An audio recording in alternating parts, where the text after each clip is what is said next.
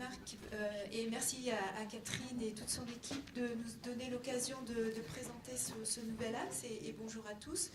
Donc effectivement, Caliment a pris la décision de mettre en place un nouvel axe thématique qui s'intitule Nutrition population spécifique.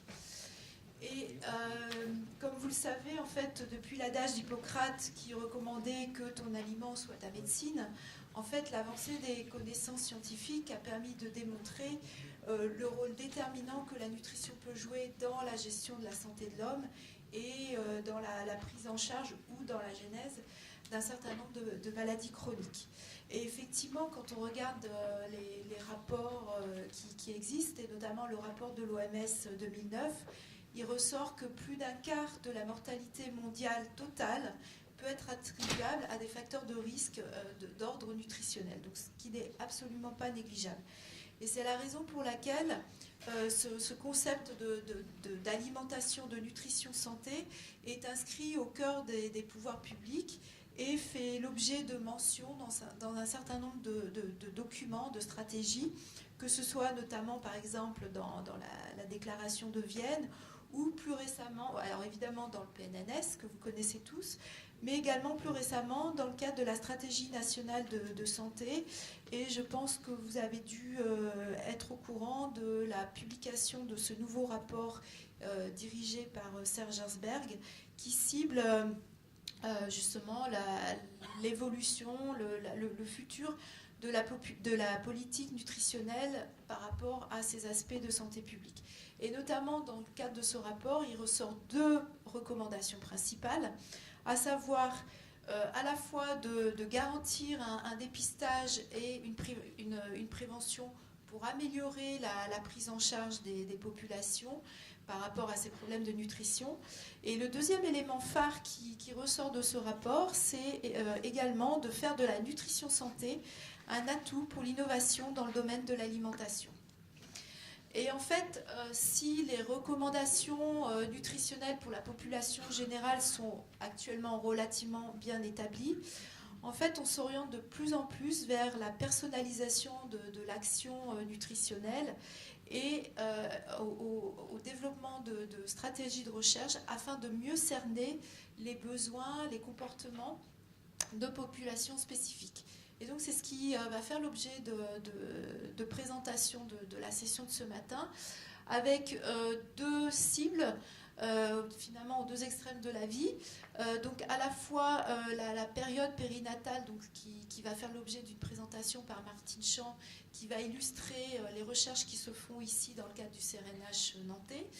Et pour ma part, je vais plutôt cibler l'autre extrême de la vie, à savoir les seniors. Alors en fait, dans le cadre de cet axe population spécifique mis en place par Caliment, globalement, les recherches qui sont mises en œuvre sont de deux principales ordres. Donc à la fois, il y a une composante recherche fondamentale, puisque donc l'objectif ultime, c'est d'essayer d'explorer et de mieux définir les besoins et les modalités de consommation de certaines populations cibles.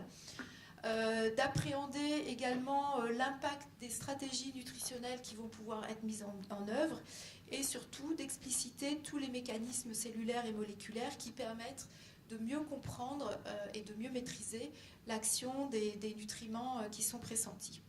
Et en parallèle à cette démarche, je dirais plutôt fondamentale, les recherches qui sont développées dans Caliment sont également à objectifs plus finalisés, puisque effectivement les recherches visent à répondre à des enjeux majeurs de santé publique qui est la santé générale de la population, mais également la prise en compte de certaines caractéristiques de population plus spécifiques.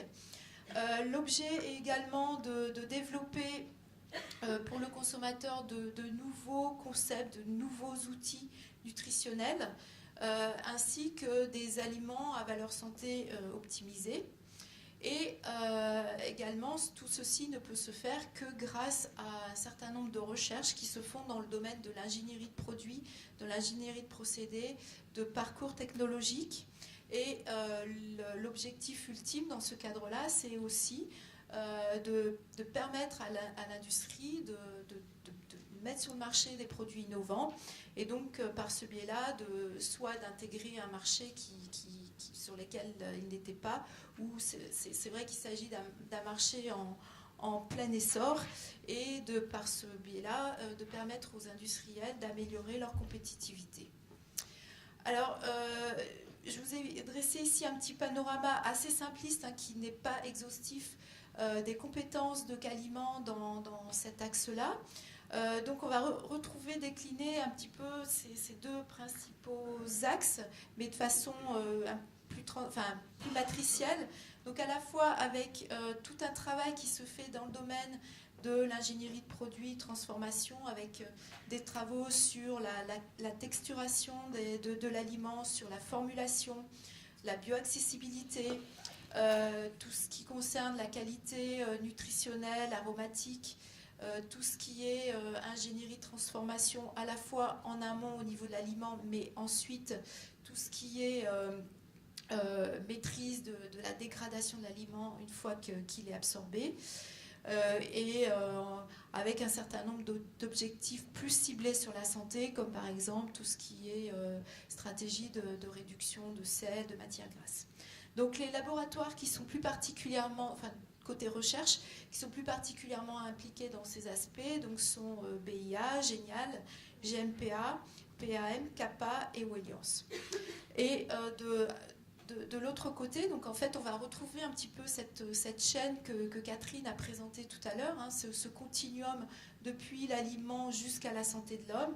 On va retrouver des travaux qui sont plus au niveau physiologique, donc qui concernent l'impact de la nutrition sur la santé et tout ce qui est analyse sensorielle et impact sur le comportement du consommateur. En ciblant toutes les pathologies dégénératives, notamment liées au vieillissement, mais également toutes les maladies métaboliques, à savoir tout ce qui concerne la santé ostéo-articulaire, la santé musculaire avec les problématiques de sarcopénie, tout ce qui est cardio-métabolique, santé cardiovasculaire, tout ce qui est gestion du poids, diabète, obésité, dénutrition de la personne âgée. Et puis donc, c'est ce que j'ai dit également, l'impact de la perception sensorielle sur le comportement du consommateur. Et également, on a quelques petits travaux sur les aspects épigénétiques, l'impact des consommations alimentaires en période périnatale sur la santé de l'individu à l'âge adulte. Donc les laboratoires qui sont concernés par ces aspects-là sont plutôt le CRNH Auvergne et les laboratoires CSGA à Dijon et l'UNH à Clermont-Ferrand. Et les principales populations spécifiques qui pour l'instant sont concernées par ces travaux sont le nourrisson, l'enfant, la personne âgée, le sportif et évidemment toutes les personnes qui se retrouvent dans un contexte pathologique particulier.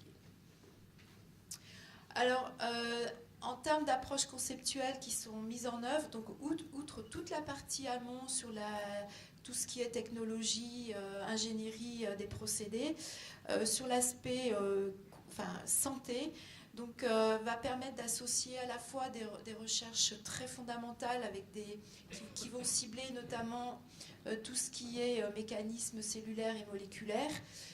Les concepts sont ensuite validés grâce à un certain nombre de modèles animaux, donc que ce soit des approches sur mini-pig ou sur modèle rat, souris transgénique. Ensuite, il y a un premier niveau de validation chez l'homme, donc que ce soit sur des volontaires sains ou sur des patients.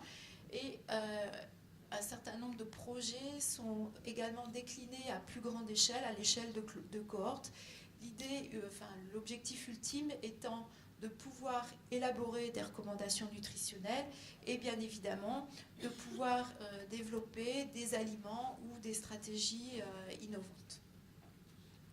Alors, comme Martine va illustrer ce que j'ai dit tout à l'heure, la partie périnatalité, donc mon discours sera plus ciblé sur la problématique des seniors et l'idée étant d'illustrer une collaboration privée-publique qui s'est faite dans ce domaine avec Hans.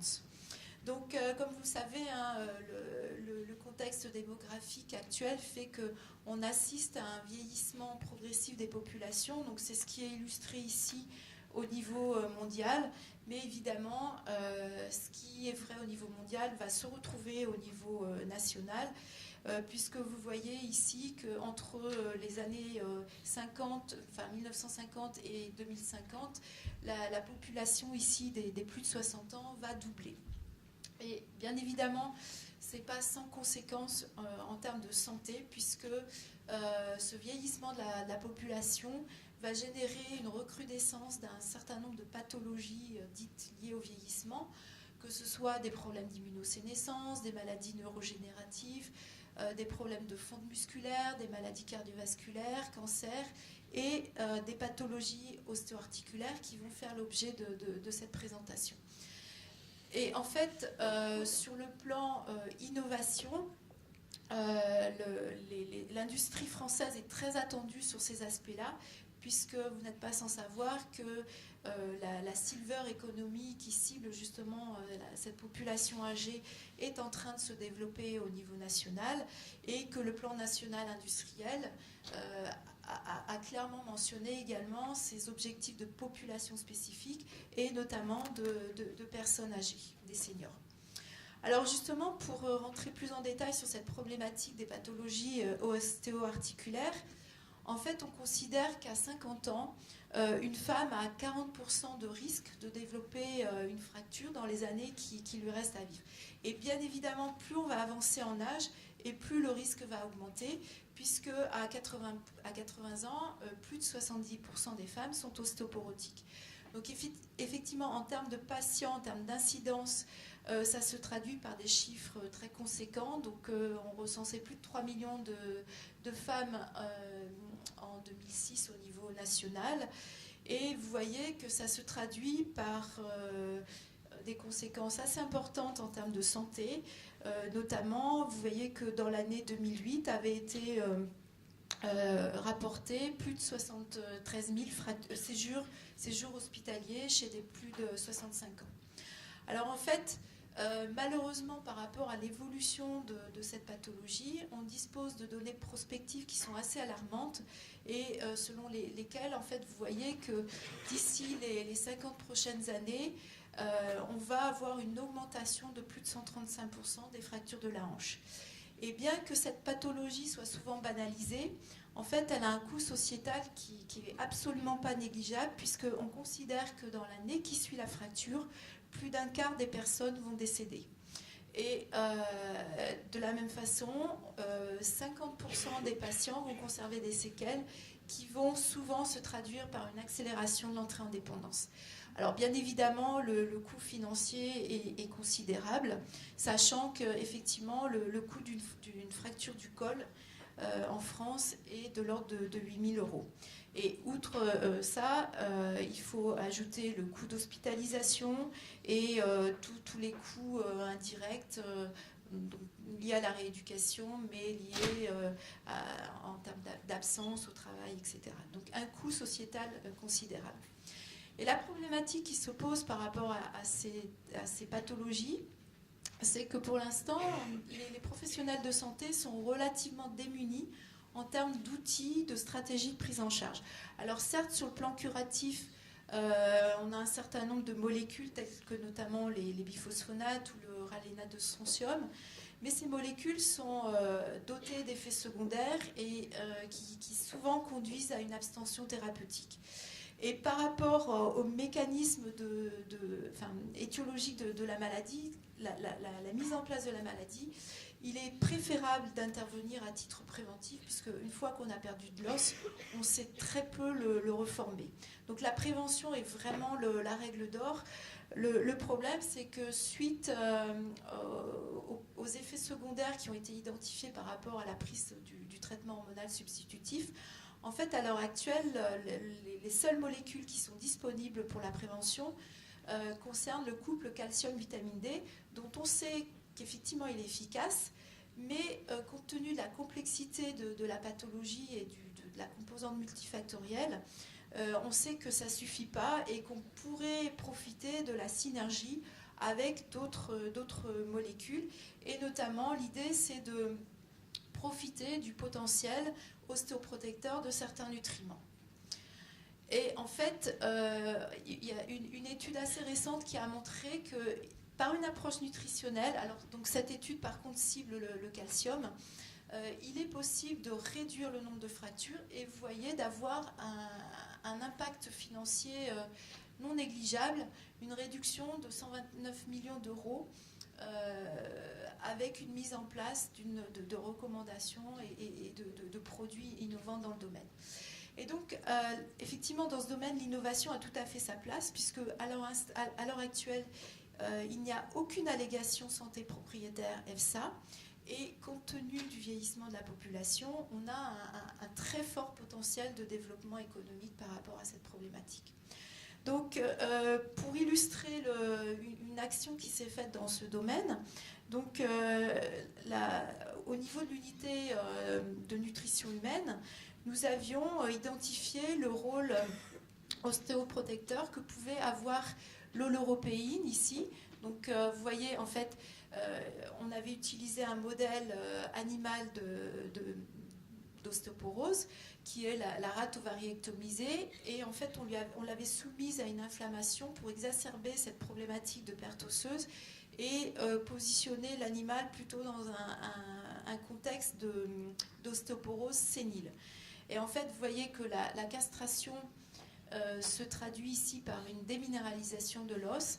Et en fait, si on a administré de l'oleuropéine, donc qui est une molécule que l'on va retrouver dans les produits de l'olivier, ou ses métabolites, ici, on évitait cette déminéralisation. Et en fait, on retrouvait cet effet lorsqu'on donnait des olives noires ou de l'huile d'olive, mais pas des olives vertes.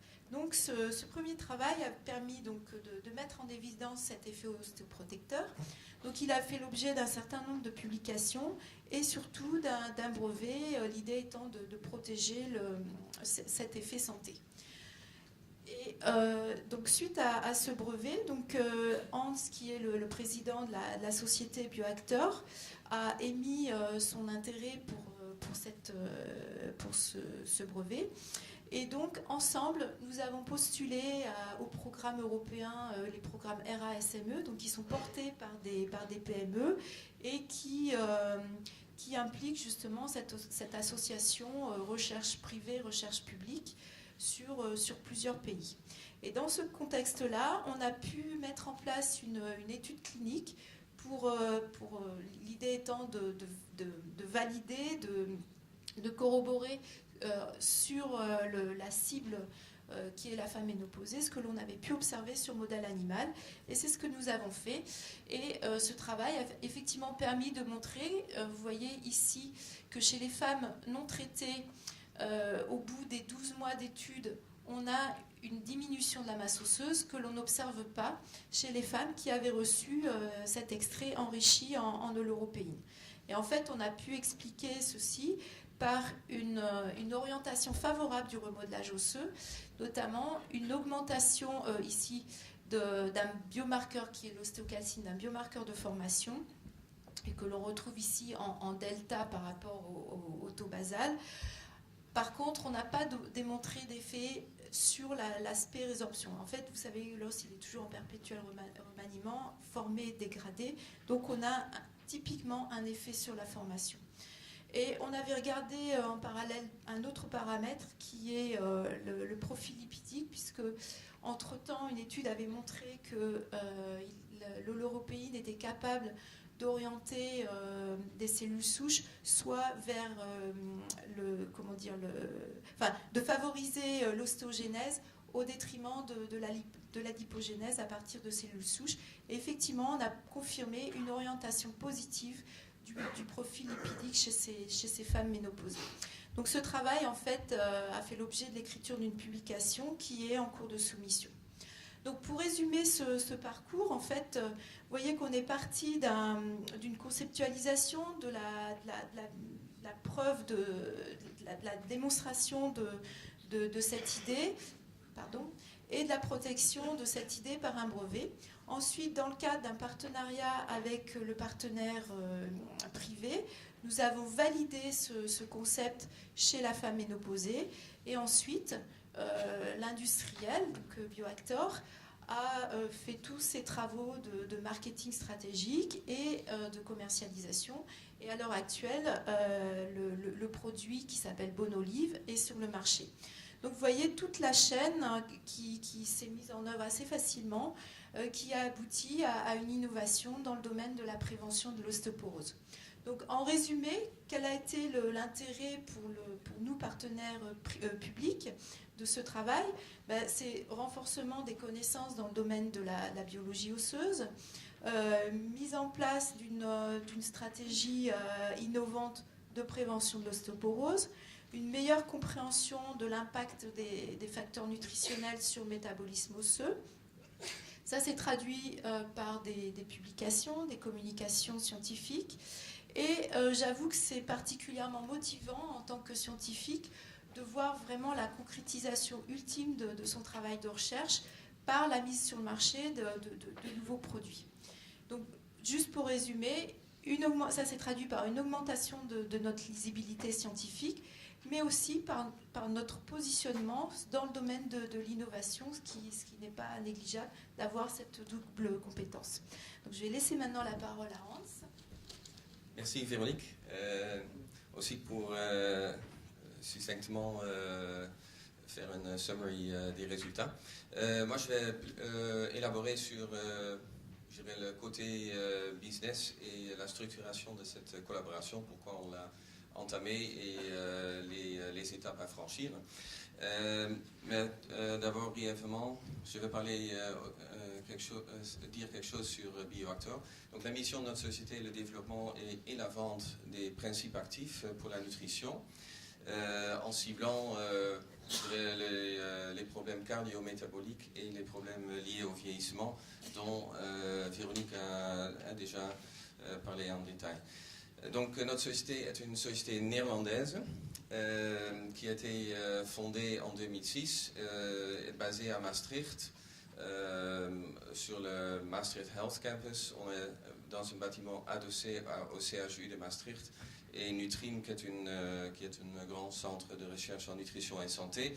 Et on a fait un levée de fonds en 2011 avec un groupe d'investisseurs. Et on a une pipe de produits et des composés sous développement, mais qui se caractérisent par le fait qu'on travaille sur des composés naturels, mais d'une source abondante. Donc on ne va pas faire des enquêtes dans la forêt amazonienne pour récolter une fois par an quelque chose de très particulier. Et c'est toujours basé sur la science propriétaire, proprietary, je ne sais pas comment on le traduit en français, mais quelque chose qui n'est pas directement dans le domaine public et notamment protégé par un brevet, et qui s'adresse à un problème de santé majeur. Donc le modèle opérationnel de Bioactor pourrait se résumer comme étant une société travaillant en réseau. Donc on ne fait pas la recherche en amont, mais on découvre des découvertes. Donc on a fait une belle découverte chez l'INRA, mais on en a fait d'autres chez d'autres grands instituts de recherche qui normalement amènent à un accord de licence et un accord de collaboration tel que Véronique et notre société on a eu. Oh, pardon. Ensuite, notre cible, si vous voulez, cœur de métier, est le Translational Research, la recherche translationnelle, qui est principalement l'objectivation des effets santé dans les études chez l'homme. Un élément très important, c'est aussi la production, la mise au point des prototypes et finalement l'industrialisation. Ce qu'on fait en réseau, ce qu'on fait en collaboration avec plusieurs entreprises qui ont déjà un outil de travail, un outil de production qui nous permet de ne pas devoir investir dans une usine et encourir des délais très longs. Et pour la mise sur le marché, on se met souvent aussi en collaboration avec plusieurs partenaires. Mais ceci ne veut pas dire qu'on est simplement une espèce de courtier de techno, mais on est vraiment une société qui met ensemble, qui en fait je dirais, exploite en quelque sorte certaines spécialités d'autres pour mettre nos produits sur le marché. On est partenaire dans plusieurs réseaux européens et je vous encourage de m'en parler dans le break. Donc on est partenaire dans Firebiotics sur les fibres diétiques et le système immunitaire. Bacchus, c'est un projet européen sur les polyphénols cardio-métaboliques. Satin, c'est un projet européen sur la satiété. On en a même un autre, Flames, sur les flavonoïdes et la prévention de syndrome métabolique. Je pense dans 3 de ces 4 projets, l'INRA joue un rôle prominent, donc n'a pas peur de collaborer avec nous. Donc on a un pipeline qui est relativement avancé. Donc Bonolive, l'objet de la collaboration avec Véronique, est sur le marché. Cordillard, on vient de lancer, c'est une flavonoïde qui porte sur le flux sanguin ou la fonction endothéliale. Naxus, c'est un arbinoxydant de blé pour la prévention du diabète, pour lequel on a curieusement une allégation EFSA écrite sur notre produit, et on en a plusieurs d'autres dans le pipeline. Sur le sujet, donc notre collaboration a débuté en 2006 avec la signature d'un contrat de licence. J'avoue que la négociation d'un contrat de licence avec l'INRA, bien que les gens soient très très sympathiques chez l'INRA Transfer, ça a pris un bon bout de temps. Donc ça, je pense que ça nous a pris un an et demi peut-être. Mais bon, le résultat est là. Donc on est dans une très bonne esprit. Donc on a vraiment su maintenir un esprit de collaboration. Donc on se parle encore, je suis même invité ici. Et donc à partir de 2013, il y avait des premiers royalties. Donc il y avait des revenus.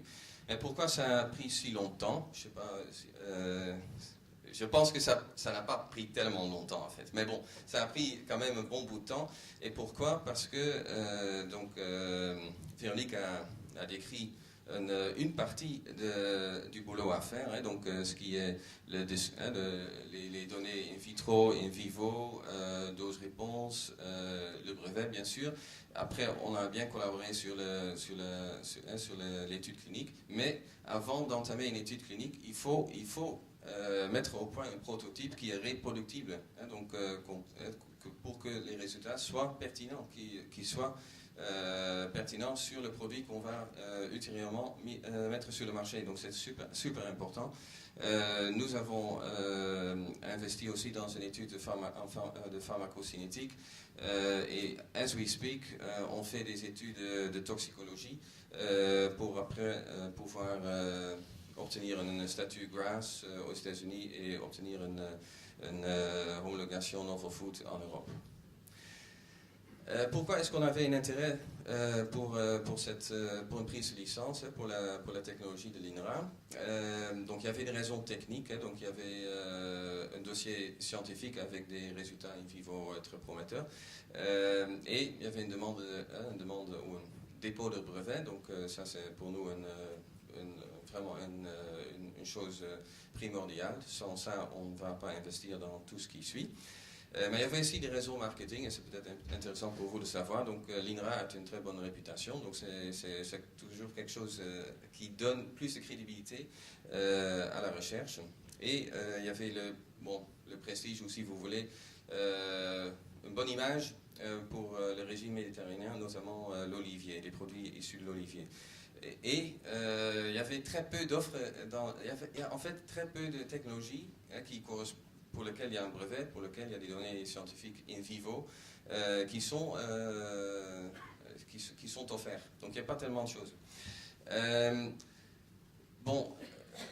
C'était pas plain sailing, hein, donc c'était pas une mer douce qui nous a amenés jusqu'au marché. Donc d'abord il y avait un problème sérieux de financement, bon, parce que bien que Bioactor, je l'ai présenté comme une société avec une super pipeline, avec des produits sur le marché, mais en fait on est une micro-entreprise, on a un PME, mais un vrai PME, donc vraiment tout petit. Donc à l'époque où en fait j'ai amené ces discussions de licence avec l'INRA Transfert, on avait très peu de sous. Donc on a donc l'avancée du projet. Bon, on n'a pas trop souffert de manque manque de l'argent, mais on a vraiment dû travailler sur l'octroi du subside ERA SME, donc ça c'est un premier pas.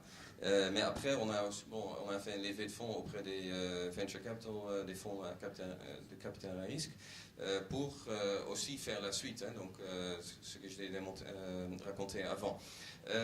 Après une autre chose à résoudre, c'est la production. Donc donc il y a des producteurs d'extraits dans ce cas-ci. On avait besoin d'un extrait d'olivier. Il y a des producteurs, mais il y en a très peu qui sont prêts à s'investir dans le développement de nouveaux produits, d'un nouvel extrait, et de nous laisser aussi les droits de les commercialiser. Donc c'était en tout important de développer un partenariat avec un groupe espagnol, Ferrer, et qui a effectivement mis au point un extrait et a amené à bien l'industrialisation de ce produit. Après, on a vraiment en étroite collaboration avec l'INRA Transfert défendu la demande de brevet. On peut déposer des brevets avec des super allégations. Il faut aussi bien bosser pour les avoir vraiment octroyés dans un brevet. Mais on a réussi, on a un brevet délivré aux États-Unis et en Europe avec des allégations, des claims très larges. Et il faut convaincre des clients potentiels. Et ça, on est pleinement dans cette situation. Je suis presque prêt. Parce qu'on a réussi à convaincre, dans un premier temps, dans les compléments alimentaires, c'est toujours le cas en nutrition, ce sont les premiers à adopter les produits. Donc c'est pour le moment des clients aux États-Unis, mais on travaille sur d'autres pistes, d'autres territoires. Donc pour faire un bilan, les facteurs clés pour le succès de ce partenariat étaient premièrement un rapport de confiance. Donc l'INRA a octroyé une licence exclusive à un petit start-up. Ça, c'est quand même, ça montre qu'ils étaient prêts à prendre un risque. Avoir beaucoup de patience de deux parties. Hein. Donc ça a pris 2 ans pour avoir le premier ERA SME grant, et les premiers royalties, ça a pris 6 ans. Une autre chose qui a bien marché dans notre collaboration, c'était la complémentarité, hein, des compétences. Donc l'INRA, avec la recherche en amont et les connaissances des marqueurs à utiliser dans l'étude clinique, et Bioactor avec une connaissance du marché et le développement de produits. Et après, la bienveillance de l'INRA qui a en fait autofinancé certaines études in vivo, et son financement de Bioactor, et Bioactor qui a, je pense, fait de son mieux pour soutenir l'INRA dans sa mission de publication. Merci pour votre attention.